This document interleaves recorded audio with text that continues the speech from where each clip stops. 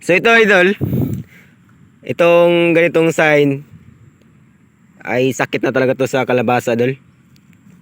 Ito no? Parang kulay dilaw na po yung ano niya. Ito idol. So ang magiging bunga nito naman, ganun na siya idol. So lumaki pa naman to idol. Maganda pa naman tingnan sana, kaso lang iwan ko lang kung mabibili pa ba to o hindi na. So ito ay lumaki pa to.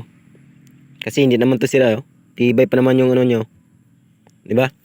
So ang iba dito, pakita ko sa inyo, ha. Katulad niyan. Ito, yan oh. Kahit ispilan pa natin to ng ano, hindi na talaga to magbago. Ito na talaga ang dahon nila. Kumbaga nagkalat na to idol. Dapat sa simula idol, itong puno ng ganito tinatanggal. Kita nyo? Matibay pa naman to idol, oh. Ito, lumaki pa talaga to. Ayan oh. Malit pa lang, ganito na po ang sistema sa bunga. So wala na tayong choices idol, kundi pabayaan na lang yan. Kasi ganyan na talaga ang bunga na yan. Nagbago na talaga idol. Katulad nito idol, oh. Kita nyo? Kung makita natin dito sa gitna na to, kulay dilaw na talaga. Ayan. So ito. So ang bunga dito idol, parang kumbaga namihag og sa Bisaya idol. Ayan. Ito, lalaki pa talaga to. Kasi tibay eh. Oh. Maganda tingnan yan, ang kulay dilaw. Ang problema lang sa mamimili kung kaya ba ito lang bilhin na kulay dilaw. So ito idol, oh. Pero sa amin dito idol, sa aking area, hindi na talaga ako tinatawag na patakal-patakal idol, oh. Wala na yan. Kusa na sila mag ano dyan.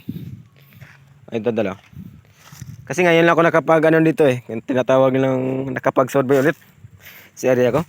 At dito may mga bunga naman talaga to. May mga bunga rin to dito.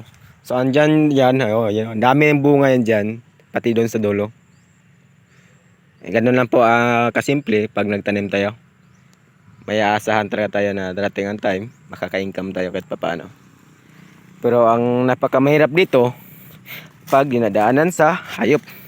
So ito idol, nadaanan to talaga to sa mga ano, baka idol. Tulad yung mga daanan nino, baka yan. Yun, katulad ng mga bunga na yun. So yan, ang daming bunga, ang daming ano to ng baka.